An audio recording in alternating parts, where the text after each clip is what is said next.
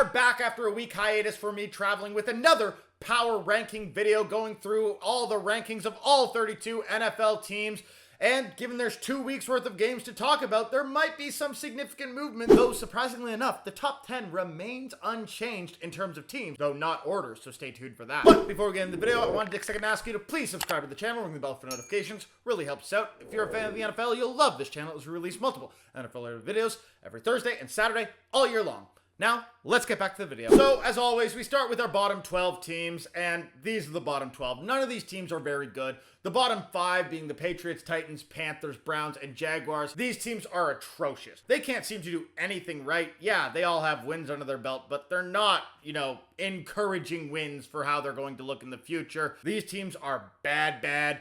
And I don't expect them to win many games throughout the duration of the season. You also have some teams that are a little bit better in here. The Dolphins and the Rams are teams that could definitely improve in terms of their power rankings once, the Dolphins get Tua back and the Rams get their entire team back. But until then, these teams absolutely belong this low on the power rankings, even though somehow the Dolphins are still second in the AFC East.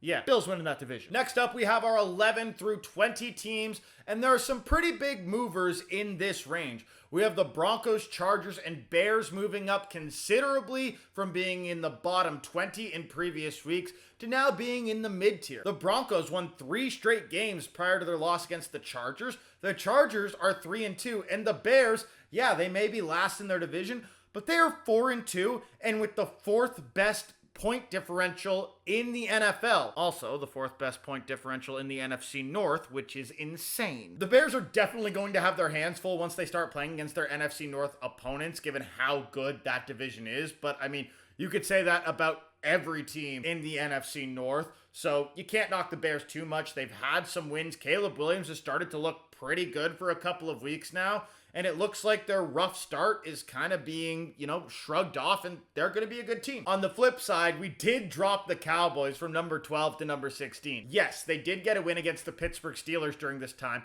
but they also got decimated by the Detroit Lions. I'll acknowledge both of these teams are in my top 10, the Steelers and Lions. But the fact that the Cowboys have lost at home by massive amounts to the Saints and the Lions, and should have lost by massive amounts to the Ravens if not for an onside kick recovery and additional touchdown during garbage time. But either way, the Cowboys have something wrong with them. Yeah, they can get some wins, but they're also having some massive losses, and it feels like those losses are coming much more consistently than they have in previous seasons, where they did have some good games and some bad games.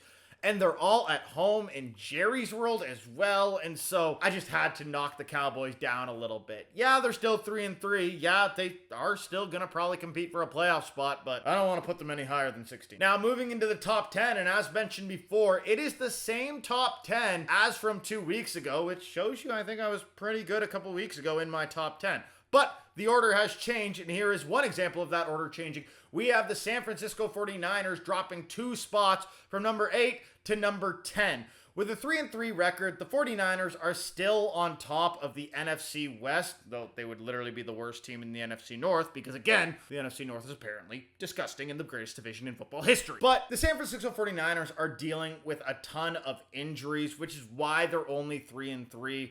I still would expect more from this team. I think they should have been able to be 4-2 or 5-1. 2 of these losses are to an absolutely beat up Rams team and a Cardinals team that really hasn't looked that good for the most part this season. And so even with the injuries, I would have expected more from the 49ers. But once they get their roster back in tow, and they get a guy like Christian McCaffrey, who's the lifeblood of their offense, this is still one of the best teams in football. They're still getting wins in spite their injuries, which is more than you can say about many other teams lower on this list. And so I'm still going to put the Niners up here at number 10, rounding out our top 10. At number 9, we have the Pittsburgh Steelers, standing pat from 2 weeks ago with a 4-2 record. They have gone 1-1 during this time. They had a loss to the Cowboys a couple weeks ago in what was a coin flip of a game, and I literally mean that. Anytime the Steelers and Cowboys play, they're both in what seems like coin flip games, and when they play each other, it's just extra random. And they added to the random by the fact that this game started 2 hours late, and so players weren't even able to get through their routines. And so, yeah, while the Cowboys seem like an absolute dumpster fire, I'm not going to knock the Steelers too much. And I'm also going to give the Steelers credit because it sounds like they might be moving Russell Wilson into the starting quarterback role, which is what I've been saying for a number of weeks.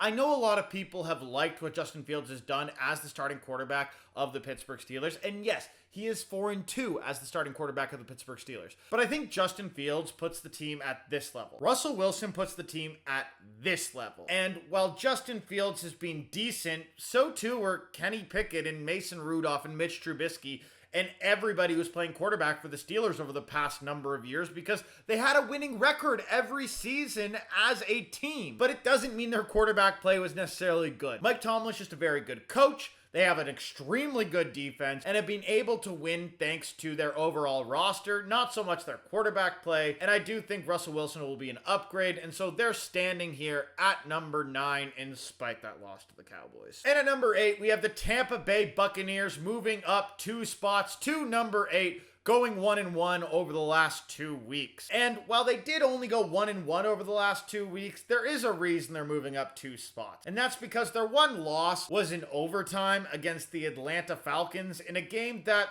the Buccaneers should have won. I mean, there was literally a face mask called against the Tampa Bay Buccaneers, but when you look at the replay, it's clear that it was a Falcons guy face masking the Buccaneers guy. This kept the game alive for the Falcons, which eventually ended with the Falcons tying the game, bringing it to overtime, winning the coin toss, getting the ball, going down and scoring, and therefore Falcons win. But if that face mask was called properly, the game was over. The Buccaneers win that game. They're a 5-1 club and arguably in the top 5 of this power ranking with how good they've looked on the season and with the quality of some of their wins. But instead, the team is 4-2. And so, yes, while they lost to the Falcons, they did beat the Saints. They should have probably beat the Falcons. And they still belong here at number 8, moving up 2 spots because they're just a really good team. Baker Mayfield seems like he's the best version of himself he's ever been. And good on the Buccaneers for making that work out because I don't think anybody expected that. And at number 7, we have the Buffalo Bills going 1-1 over the last 2 weeks, dropping 2 spots from number 5 to number 7.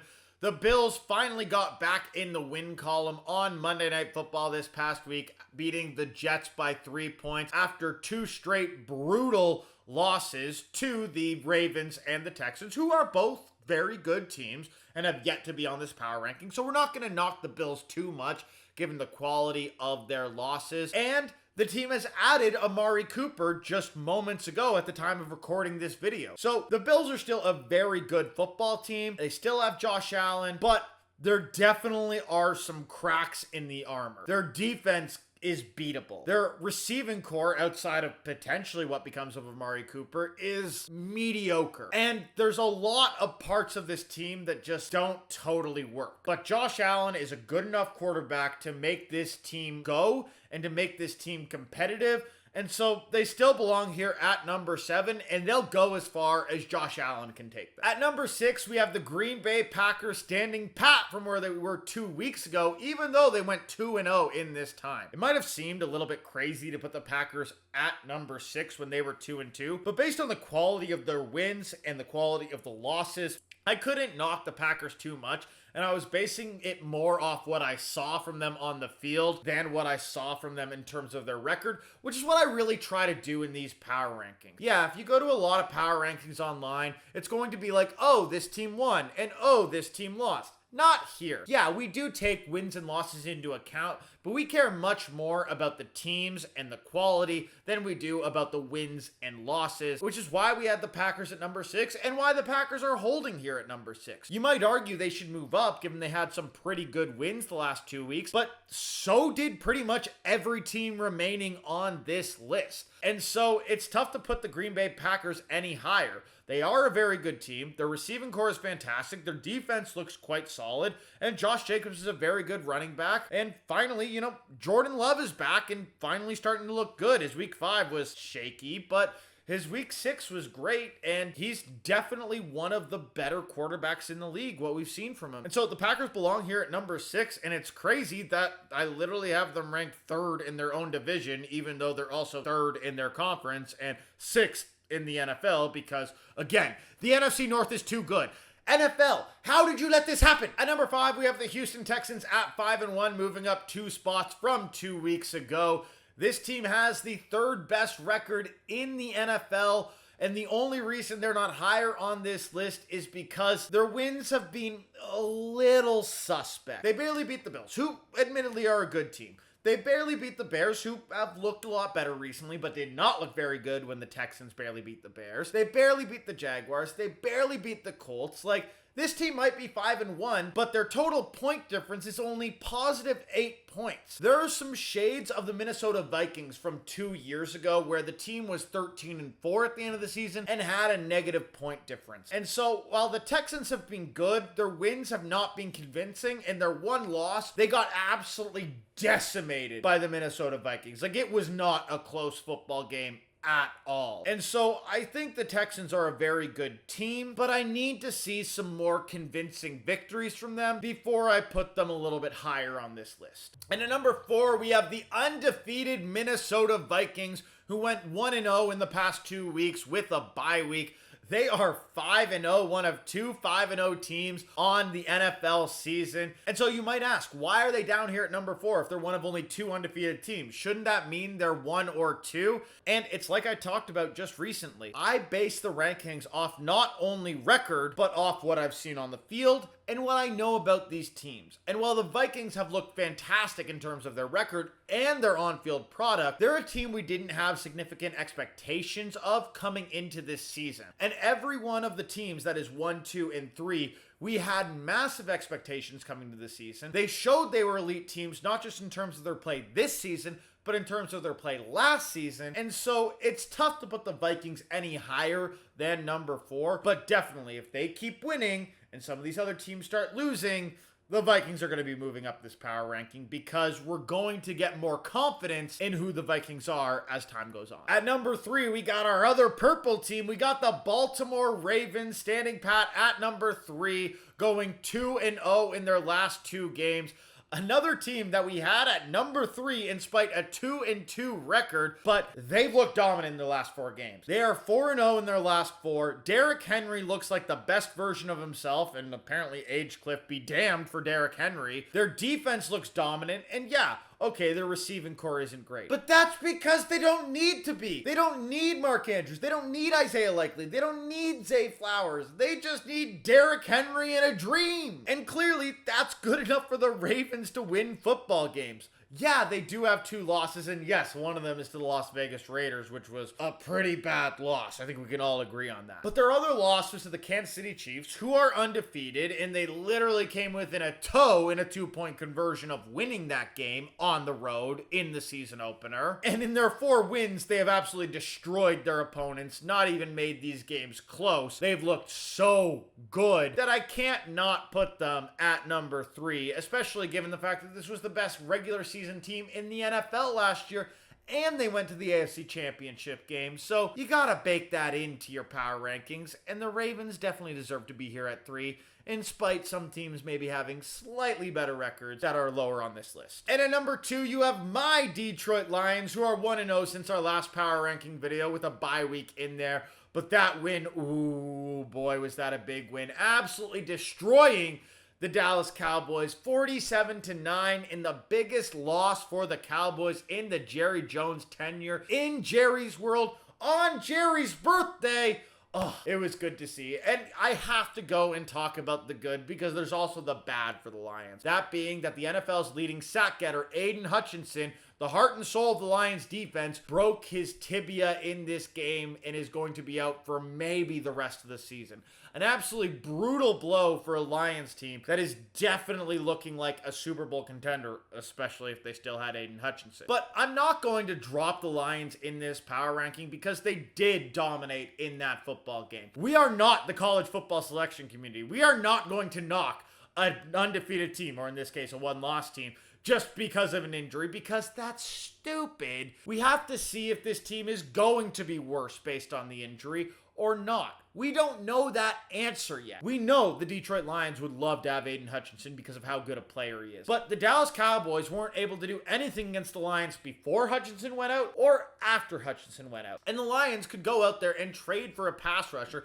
if they wanted to somewhat replace the productivity of Aiden Hutchinson and keep this team in that playoff contention window. And so given how much they dominated, given the fact that we haven't seen any downturn from the Lions, and given the fact that this is arguably the best offense in football, at least over the past couple weeks, you got to keep the Lions here at number 2 in the power rankings with a 4-1 record. And at number 1, you knew it was coming. It's the Kansas City Chiefs. They're undefeated, 1-0 since our last video because they had their bye week. They are the 2-time defending Super Bowl champions. Yeah, their offense has not looked as good as it did 2 years ago, and I specifically say 2 years ago because their offense didn't even look that good last year. Yes, Patrick Mahomes has 6 touchdowns to 6 interceptions, is not playing that great, and yet still somehow he's the front runner to win MVP, which Vegas, why? Why? That makes no sense. I mean, if anyone wants to bet on Mahomes winning MVP, go for it. Throw your money away. He's not going to win with how he's playing this year, but hey, say la vie. I will move on. I will stop talking about that. Either way, the Chiefs are winning football games. It might not be pretty, but their defense is very good. They're able to run even with Kareem Hunt now that Pacheco is out, and they're undefeated. We cannot knock an undefeated 2-time defending Super Bowl champion any further down than number 1 until they start to lose football games. And so until then, Chiefs number 1. We can book it. And so that's it for our power rankings, but it's not it for this week's video because, as always, we do our Thursday night football picks at the end of our power ranking video. And this week, we have the Denver Broncos visiting the New Orleans Saints. Bo Nix versus Spencer Rattler. Do I really have to watch this game? Oh, God. Yeah, I will watch this game on stream, as I always do, but this does not look like the most exciting Thursday night football matchup. Yeah, the New Orleans Saints are at home, but I'm picking the Denver Broncos to win this game. I think the Denver Broncos defense is legit and can probably shut down Spencer Rattler as the quarterback for the New Orleans Saints. And yes, maybe Taysom Hill's back. Maybe he takes a good number of quarterback snaps for the Saints, and maybe that works out. I don't know. But Taysom Hill's coming off of broken ribs. We don't totally know how good Spencer Rattler's going to be. And the Broncos defense seems to be really, really good. This could be very similar to a game like what the Broncos had against the Jets, where it was like 10-9 or something. This could be a game where you have 25 or 20 or less points scored. And if that happens, the Broncos probably winning that type of matchup. And so I have them coming away with this Thursday night football game, even if Bo Nix plays like crap, which frankly I expect him to. But that's it for this week's video. I hope you all enjoyed. We'll be back on Saturday with our weekly Pick'ems video, and then back to our normal release schedule from there. I hope you all enjoyed. If you did, remember, leave a like and comment down below. Help us out, help us grow. But I'll see you all next time. Peace!